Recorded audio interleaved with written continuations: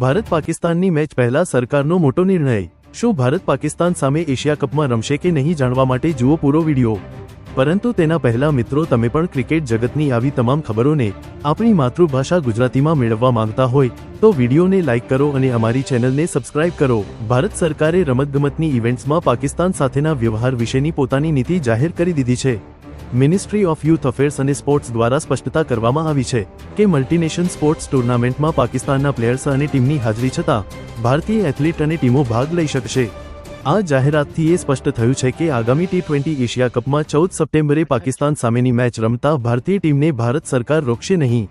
Sports મિનિસ્ટ્રીએ જાહેર કર્યું છે કે જ્યાં સુધી એકબીજાના દેશમાં દ્વિપક્ષીય રમતગમત કાર્યક્રમનો સંબંધ છે ત્યાં સુધી ભારતીય ટીમ પાકિસ્તાનમાં રમાતી સ્પર્ધાઓમાં ભાગ નહીં લે કે પાકિસ્તાનની ટીમને ભારતમાં રમવાની મંજૂરી નહીં મળે।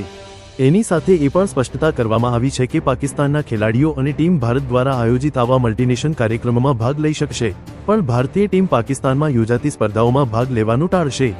પાકિસ્તાન સાથે ભારત 2007-08થી ટેસ્ટ અને 2012-13ની વ્હાઇટ બોલ દ્વિપક્ષીય સિરીઝ રમ્યું નથી। પાકિસ્તાનના ભૂતપૂર્વ ફાસ્ટ બોલર વસીમ અકરમે બંને દેશ વચ્ચેની આ સંઘર્ષની સ્થિતિ અને ક્રિકેટ સિરીઝ વિશે મોટું નિવેદન આપ્યું છે। તે કહે છે, મને આશા છે કે મારા જીવનકાળમાં ભારત અને પાકિસ્તાન વચ્ચે ટેસ્ટ સિરીઝ જોઈ શકું। એશિયા કપનું શેડ્યુલ જાહેર થઈ ગયું છે, એના પર ઘણી પ્રતિક્રિયા આવી રહી છે, પરંતુ અમે પાકિસ્તાનમાં શાંત છીએ। ભલે આપણે રમીએ કે ન રમીએ, અમને કોઈ સમસ્યા નહીં હોય। રમત ચાલુ રહેવી જોઈએ। મિત્રો, આ બાબતમાં તમારું શું કહેવું છે અમને કોમેન્ટ કરી જણાવો।